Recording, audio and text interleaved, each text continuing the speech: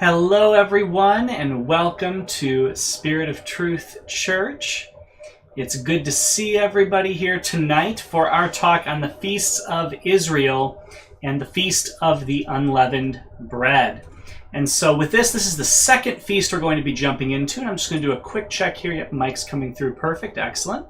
But this is the second feast we're going to be talking about in our list of feasts. So this is the second holy season.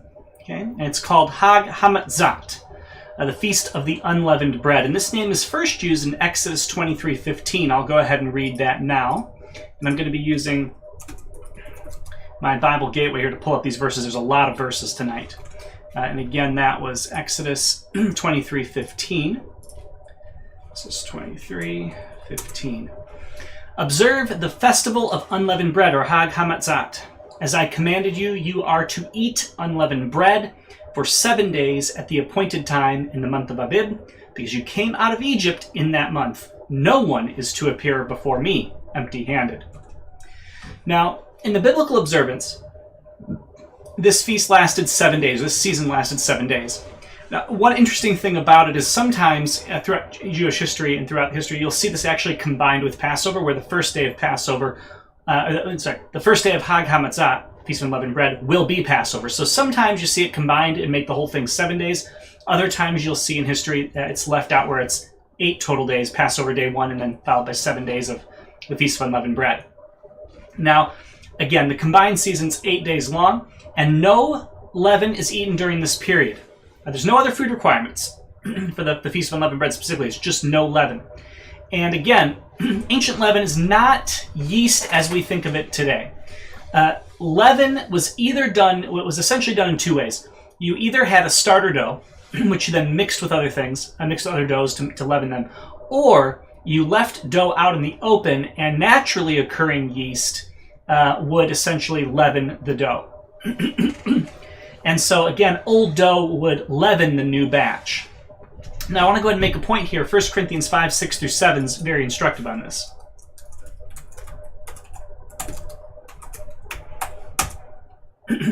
Your boasting is not good.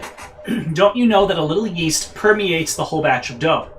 Clean out the old yeast so that you may be a new batch. You are indeed unleavened, for Christ our Passover has been sacrificed. Now, this is a very, very, very, very, very key verse. We're going to be probably going into more detail on this a little bit later. But this is a direct link of Christ the Passover, and then also to him unleavening people in humanity. So we're going to be hitting on this more in a little bit, but keep that in mind as we go throughout this, that there's direct messianic implications for this feast. Again, making and baking of bread, it's daily and it's laborious. It's a slow process. Nowadays, food production consumes very little of our time for the most part. But you go into the ancient times, food production was a massive part of the family unit's day. You had people working, but you also had people making food. It was a constant thing that needed to be done. Again, there was no refrigeration. You had salt, as we talked about in our sermon recently, but to preserve things. But for the most part, you were having to make stuff every day. So let's take a look now at Exodus 12, 33-34.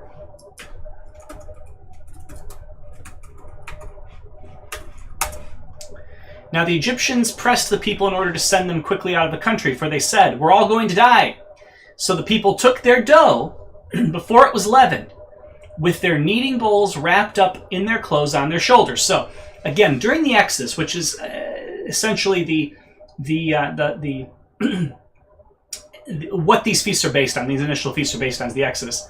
We see that they were in such a haste to get out of the country that they couldn't even leaven the dough. Now, this is going to have implications for sin when leaven is compared to sin later, but the point here is this is done because they are in haste. Now we take a look at 39.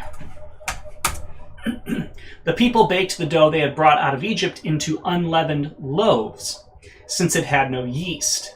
For when they had been driven out of Egypt, they could not delay and had not prepared any provisions for themselves. So, again, unleavened loaves, no yeast, they were driven out of Egypt. Now, you can think about this, because again, the leaven's going to represent sin. It's almost as though God is taking his people out of this sinful nation of Egypt and preserving them or purifying them in the process. So it's a fascinating look when you see like sort of what's going on here. So what about the modern Jewish observance? Well, the Pharisees, again, made Pesach or Passover equal to 1 day of the Feast of Unleavened Bread, and the Sadducees made it after. So you have a Pharisee-Sadducee split on, well, is it 7 or 8 days? And today, the rabbis follow the Pharisaic view, so essentially it's 7 days, not 8. Now, what are the eating customs during the Hag HaMatzah? Well, the Hallel is sung during Hag HaMatzah, and all the psalms are sung on the first day, and an abbreviated version is used on the other day. And we're going to read some of this. So again, I have a list here about what's read on the first, second, third, fourth, fifth, sixth, seventh day, and there is a substantial number of different things from Exodus and Numbers that talk about these things. So let's go ahead and take a look at Exodus 22 and 23 first. All right, we're going to go here. And what we're going to do is we're going to put verse numbers in there. Okay, so Exodus 22:26. Let's jump down here.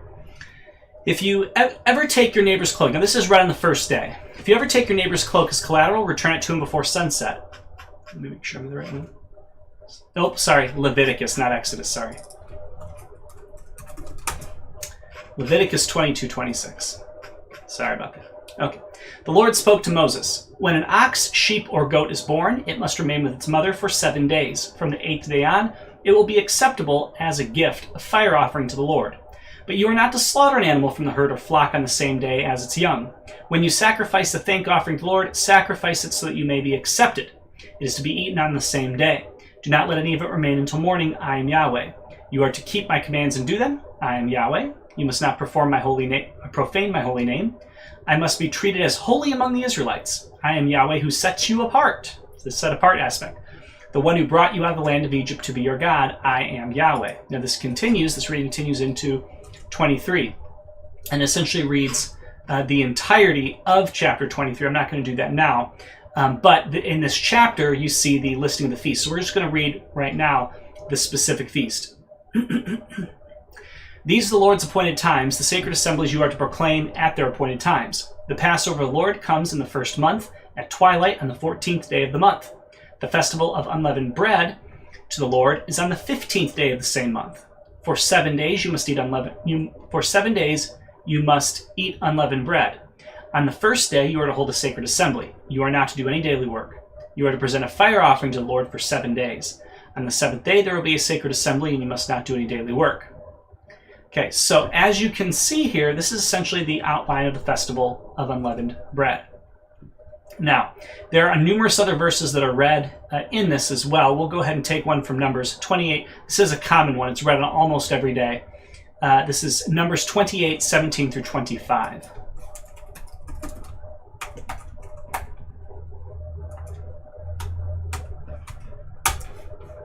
"On the 15th day of this month, there will be a festival.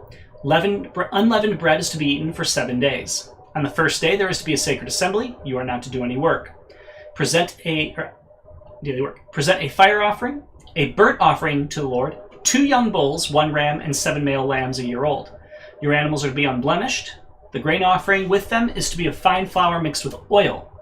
Offer 6 quarts with each bull and 4 quarts with the ram. Offer 2 quarts with each of the 7 lambs and 1 male goat for a sin offering to make atonement for yourselves. Offer these with the morning burnt offering that is part of the regular burnt offering. You are to offer the same food each day for 7 days as a fire offering, a pleasing aroma to the Lord. It is to be offered with its drink offering and the regular burnt offering. On the 7th day, you are to hold a sacred assembly, and you are not to do any daily work." So again, Feast of Unleavened Bread's got a lot of sacrifices that come along with it as well, including sin offerings, grain offerings, fire offerings, burnt offerings. You've got a lot of different types of offerings that are coming with this. All right, so those are just some of the core verses that dictate what this festival is. Again, there's a lot of sacrifices that go into this. But let's now take a look at some of these in specific and talk about them. So Exodus 12:15 through 20.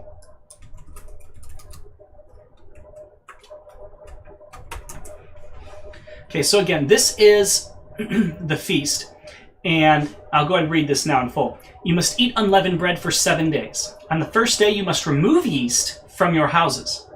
Whoever eats what is leavened from the first day through the seventh day must be cut off from Israel. Now that's very specific language. I'm going to get into what that means in a moment. Just remember that. You are to hold a sacred assembly on the first day and another sacred assembly on the seventh day. No work may be done on those days except for preparing what people need to eat. You may do only that. You are to observe the festival of unleavened bread, because on this very day I brought your divisions out of the land of Egypt. So there's your reason. You must observe this day throughout your generations as a permanent statute. You are to eat unleavened bread in the first month, from the evening of the 14th day of the month until the evening of the 21st day. Yeast must not be found in your house for 7 days. If anyone eats something leavened, that person, whether a foreign resident or native of the land, must be cut off from the community of Israel. Do not eat anything leavened. Eat unleavened bread in all your homes.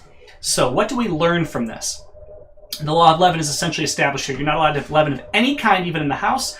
You're not allowed to touch it. You're not allowed to taste it or anything. And what is the punishment? That the soul is cut off from Israel. This being cut off from Israel, that is execution. Okay? Disobedience in this way is cutting off. Being cut off from Israel, that's execution. You're done. If you break this, you're essentially rejecting God's salvation is really what you're doing. You're saying, I'm not going to be part of the Israelite community that made it out of Egypt. You fall under God's wrath and judgment. And so it is. The soul is cut off from Israel. You are cut off. You are executed. So this is a very, very serious offense to transgress any of these things. Because again, you are basically saying, I don't want to be part of Israel when you do this. You're saying, I don't want to be part of God's salvation. I want out of this. And that's why. So God then says, all right, well, if you want out of this, then so be it on your head. Now, again, the feast is there's a sanctity to this feast. They're to have the holy convocations on the first and last day, which are days of rest. No work is to be done. And the reason for the feast is because on this day, God brought them out of Egypt. So again, this is in remembrance of God bringing them out of Egypt. The dates are defined here. The laws and the punishments for breaking it are defined here. And anything containing the chametz, or the leaven, needs to be replaced with matzah, unleavened bread. All right. We read Exodus 23:14 through 15, so I'll just go ahead and tell you what's in that verse. Again, the Israelites had to keep the feast. It was mandatory. It was to be observed for 7 days, where they could not have any unleavened bread. It was during the month of Abib or Aviv or Nisan, which is the common day, the month as it's called now, Nisan, when they came out of Egypt. And it's to be observed with offerings at the tabernacle, later then followed by offerings at the temple. All right. We see a very similar rendering of this in Leviticus 26:6 through 8. It's the 15th of the month of Peshach, or Aviv or Nisan. It's the day after the killing of the Passover lamb. Again, the duration of the feast is going to be 7 days. It's sanctified. It's observed by means of offerings. So again, we're going to see all these offerings being done, unblemished offerings. And again, they have these sanctified days, or the holy convocations. Numbers 28:17 through 25, very similar. We read this earlier. Again, it gives us the date, the duration, and the sanctity of the first day, but it goes into specifics. There's a burnt offering, a meal offering offered with each of the animals in tents, a sin offering, and those are in addition to the daily Mosaic law offerings. And so the totals of these, and I'm going to go ahead and pull this out now, but the totals of these are interesting because this is a lot. This is a lot of animals. So give me one moment. I want to go ahead and pull open my book here. These totals are substantial for the Feast of Unleavened Bread. I'm going to go ahead and get these real fast here, if I can find them in here. Let's see. Let's see what numbers.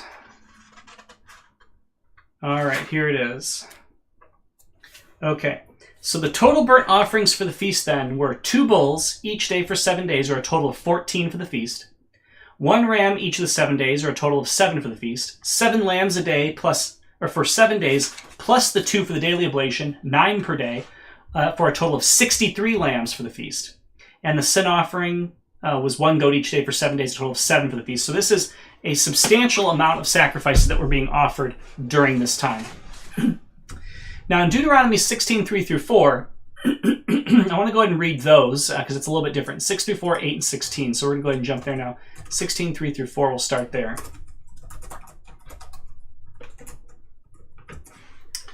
You must not eat leavened bread with it. For 7 days you are to eat unleavened bread with it, the bread of hardship, because you left the land of Egypt in a hurry, so that you may remember for the rest of your life the day you left the land of Egypt. No yeast is to be found anywhere in your territory for 7 days, and none of the meat you sacrifice in the evening of the first day is to remain until morning. So again, it's in remembrance of the fact they had to leave in a hurry, that God was the one that saved them, that they didn't even have time to prepare anything. They were just being moved out. So again, it's the bread of hardship or affliction. It's the bread that you make because you can't make normal bread, essentially. Again, it's a feast of remembrance. And it's a pilgrimage festival. Everyone had to attend this. Okay, let's go ahead and take a look at 2 Chronicles 30, 23 through 27.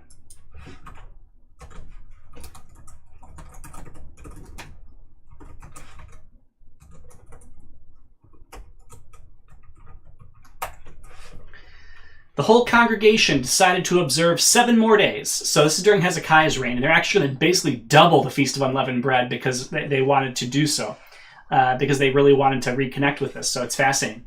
They decided to observe 7 more days. So they observed 7 days with joy. Interesting. Feast of hardship, but it's with joy. For Hezekiah, king of Judah, contributed 1,000 bulls and 7,000 sheep for the congregation. Also, the officials contributed 1,000 bulls and 10,000 sheep for the congregation.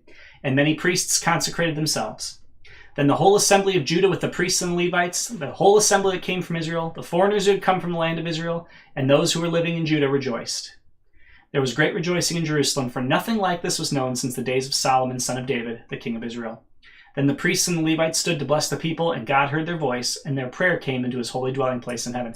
Fascinating. And this is really important. It's during Hezekiah, again, you have sort of one of the Reformation kings. You have one of the ones who's pulling this back, trying to bring it back from the brink. And so you see them celebrating the Feast of Unleavened Bread doubly. And then it makes this fascinating comment. And God heard their voice. This is not a petty saying, a pithy saying. He actually heard their voice, and his prayer came into the holy dwelling place in heaven. So this is really interesting, how when the people are obedient, at least in Israel, in this case, God heard their prayers. It's a fascinating thing, and basically celebrated in their joy with them. It's very exciting. So again, we see that. If there's anything else here. Priests, all 12 tribes are present. So again, Israel was united for that moment, which is really exciting. And now let's take a look at Ezra 6, 21 through 22.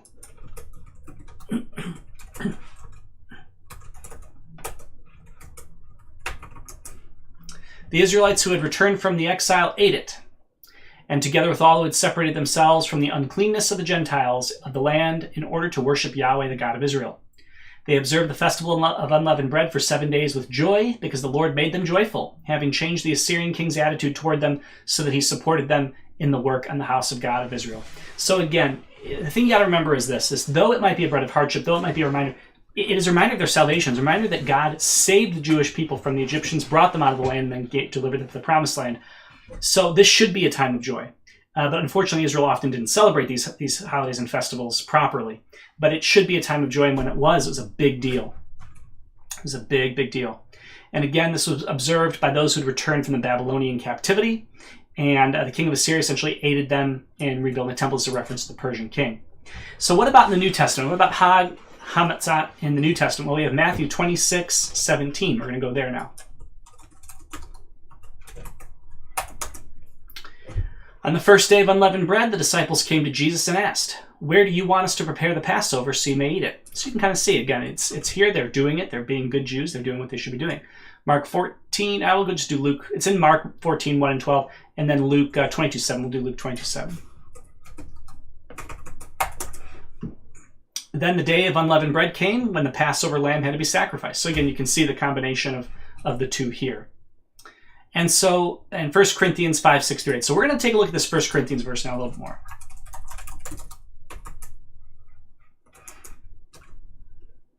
Oh, actually, yeah, we're going to take a look at a little bit more in just a moment. Yeah, we're going to take a little more in just a moment. Okay, so what are the messianic implications of this holiday? Well, here's the interesting thing. We know from Leviticus 2:11, 6:17, 7:12, and 10:12. And I'm going to go ahead and read one of those. We'll do Leviticus 2:11. No grain offering you present to the Lord is to be made with yeast, for you are not to burn any yeast or honey as a fire offering to the Lord. Okay, so they are not allowed to have leaven on the altar. That's very, very important. There's no leaven on the altar. Why? Leaven has the property of fermenting, spoiling, and corrupting food. Therefore, it's unsuitable for God. Okay? Additionally, we find out in the New Testament that it always refers to sin. So when leaven is mentioned, it's sin. So that'd be like putting sin on the offering. That's you don't want to do that. So it always refers to sin in the New Testament. So now let's jump into our 1 Corinthians 5. The best New Testament text on this in terms of interpretation. I'm going to read this in a little bit more. It is widely reported there is sexual immorality among you, and the kind of sexual immorality that is not even tolerated among the Gentiles. A man is living with his father's wife, and you are inflated with pride instead of filled with grief, so that he who has committed this act might be removed from your congregation. For though I am absent in body but present in spirit, I have already decided about the one who has done this thing as though I were present. When you are assembled in the name of our Lord Jesus with my spirit and with the power of our Lord Jesus, turn that one over to Satan for the destruction of the flesh, so that his spirit may be saved in the day of the Lord. Now, what is this context? Church discipline. That's the context here. So I want you to keep that in mind. Your boasting is not good. Do you not know that a little yeast permeates the whole batch of dough? Okay, so here's the thing. What we're now talking about is the permission or the permissal of sin in such a way that church discipline is not being properly exercised. And that's the context we're getting here. So don't you know a little yeast permeates the whole batch of dough? Again, now relating yeast to sin. Clean out the old yeast so you may be a new batch. You are indeed unleavened. So this is interesting. The comment is, you are unleavened. Why? For Christ our Passover has been sacrificed. In other words, they are the unleavened, if you will, because Jesus has been sacrificed and he unleavened them. Therefore, let us observe the feast not with old yeast or with the yeast of malice and evil, but with the unleavened bread of sincerity and truth. So now there's this interesting, and in this case you have it, a spiritualization of the feast. Let us observe it not with old yeast, in other words, the old batch, or with the yeast of malice and evil. In other words, more direct sins like what they're dealing with here. But now let us be the unleavened bread of sincerity and truth. Truth according to God's scripture, holiness and morality being set apart, sincerity with a sincere heart towards God. I wrote you a letter not to associate with sexually immoral people, and he goes on and on that issue. But in the middle of this, you have this unleavened aspect, and therein is going to be our connection. Okay? Because our Passover has also been sacrificed, even Messiah, we are to keep the feast. So, we're not to keep it with leaven and wickedness. Okay? So, we're not required to keep the feast in a physical way at this point, although it's good to celebrate these things so we can understand what they are. But in a spiritual way, we're supposed to celebrate a spiritual way. We purge our lives of the leaven of sin because Messiah, who is our Passover, has already been sacrificed. So what is the context again? It's congregational sin. It's church discipline. Okay? But, and that's again in Matthew 18, 15 through 17. We can take a look at that.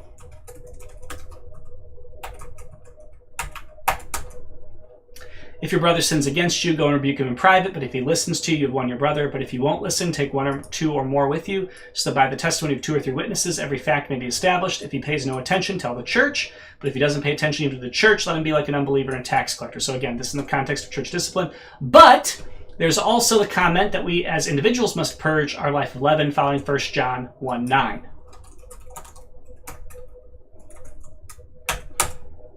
If we confess our sins, he is faithful and righteous to forgive our sins and cleanse us from all unrighteousness. Okay, so again, sin being leaven, making us unleavened. Right? All right, we cannot fall into the family of God, but fellowship can be broken by sin and thus should be purged by means of confession. That's again another pretty common statement with this. So now let's take a look though at Hebrews 9:11 through 10:18.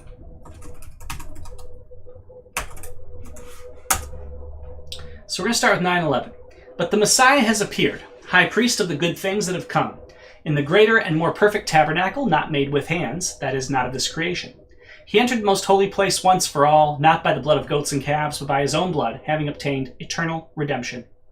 For if the blood of goats and bulls and the ashes of a young cow sprinkled those who are defiled, sanctify for the purification of the flesh, how much more will the blood of the Messiah, who through the eternal Spirit offered himself without blemish to God, cleanse our consciousness from dead works to serve the living God? Okay, so you're seeing this unleavened process here. Therefore, he is the mediator of a new covenant, so that those who are called might receive the promise of eternal inheritance, because a death has taken place for redemption from the transgressions committed under the first covenant. Where a will exists, the death of the one who made it must be established. For a will is valid only when people die, since it is never in force while the one who made it is living. This is why even the first covenant was inaugurated with blood. For when every command had been proclaimed by Moses to all the people according to the law, he took the blood of calves and goats along with water, scarlet wool, and hyssop, sprinkled the scroll itself and all the people, saying, "This is the blood of the covenant that God has commanded for you." In the same way, you sprinkled the tabernacle and all the articles of worship with blood. According to the law, almost everything is purified with blood, and without the shedding of blood there is no forgiveness. Therefore it was necessary for the copies of the things in the heavens to be purified with these sacrifices, but the heavenly things themselves to be purified with better sacrifices than these. For the Messiah did not enter a sanctuary made with hands, only a model of the true one, but into heaven itself, so that he might now appear in the presence of God for us. He did not do this to offer himself many times, as the high priest enters the yearly sanctuary yearly with the blood of another. Otherwise he would have had to suffer many times since the foundation of the world. But now he has appeared one time, at the end of the ages, for the removal of sin by the sacrifice of himself. And just as it is appointed for people to die once, and after this judgment, so also the Messiah, having been offered once to bear the sins of many, will appear a second time, not to bear sin, but to bring salvation to those who are waiting for him. This then continues on in chapter 10. Since the law has only a shadow of the good things to come and not the actual form of those realities, it can never perfect the worshippers by the same sacrifice they continually offer year after year. Otherwise, they wouldn't have stopped being offered, since worshippers, once purified, would no longer have any consciousness of sins. But in the sacrifices there is a reminder of sins every year, for it is impossible for the blood of bulls and goats to take away sins. Therefore, as he was coming into the world, he said, "You did not want to sacrifice an offering, but you prepared a body for me. You did not delight in whole and burnt offerings and sin offerings." Then I said, "See, it is written about me in the volume of the scroll. I have come to do your will, God." After he says above, "You did not want to delight in sacrifices and offerings, whole burnt offerings and sin offerings, which are offered according to the law," he then says, "See, I have come to do your will." He takes away the first to establish the second. By this will of God, we have been sanctified through the offering of the body of Jesus Christ once and for all. Every priest stands day after day ministering and offering the same sacrifices time after time, which can never take away sins. But this man, after offering one sacrifice for sins forever, sat down at the right hand of God. So what do we see here? Well, we see that Pesach was fulfilled by the death of the Messiah, and that Hag Hamatzat was fulfilled by the sinlessness of his blood offering. Okay? Isaiah 53:9, the Messiah would do no violence, no outward sin, and he would have no deceit, no inward sin, and no guilt. His death would essentially be substitutionary. He would not die for his own sins. You see this in Luke 23:41. Go ahead and read that.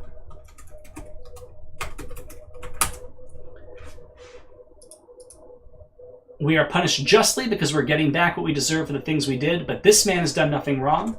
Against Jesus Sinlessness in 23:47.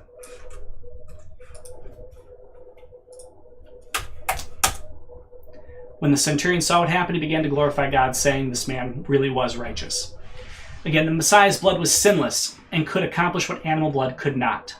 The offering of the Messiah's sinless blood accomplishes then three things. First, as we read in Hebrews, it accomplishes the cleansing of the heavenly tabernacle. So, I mean, this is one of these kind of interesting things, but it does. It accomplishes the cleansing of the heavenly tabernacle. Two, the removal of the sins of those saints who lived under the Mosaic law. And so their sins are covered. And then three, the application of his blood to the New Testament saints. God, again, views the believer as being in a state of permanent sanctification. Believers are brought into this position of sanctification because they are now in the Messiah. Messiah's sinless blood saves them and sanctified them once and for all. Positional sanctification, again, is always in effect regardless of the degree of unholiness that the believer might show forth in this life. And there's a number of verses we can look to. We'll just do we'll do Romans 6, 1 through 10.